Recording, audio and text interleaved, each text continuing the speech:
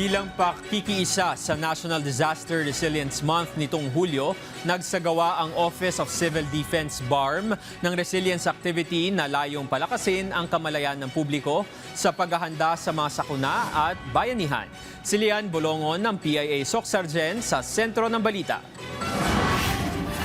Sa hudyat ng Serena ay sabay-sabay na tumakbo ang mga kawani mula sa iba't ibang ahensya ng gobyerno sa rehiyon ng Bangsamoro. Sa Run for Resilience activity ng Office of Civil Defense, Bangsamoro Autonomous Region o OCD-BAR. Ang aktibidad ay bahagi ng pagtatapos ng National Disaster Resilience Month observation ngayong taon na naglalayong palakasin at palawakin ang kamalayan ng publiko sa kahalagahan ng kahandaan sa mga sakuna at pagtutulungan ng mga komunidad. Huwag nating kalimutan yung 4 thematic areas sa kahandaan natin. Yung sinasabi nating prevention and mitigation, disaster preparedness, disaster response, and yung early rehabilitation and recovery. Minumungkahi po ng Office of Civil Defense na sa lahat ng mga local chief executives natin na mas pagtuunan natin ng pansin, more investment on prevention and mitigation and disaster preparedness po para maiwasan, kung hindi man maiwasan, maibsan ang anumang darating na mga sakuna. Sa aktibidad ay kinilala at binigyang parangal din ng OCD-BAR ang mga katuwang na ahensya sa kanilang mahalagang papel sa pagsusulong ng disaster preparedness, risk reduction at resilience building. Big part po talaga na maging kasali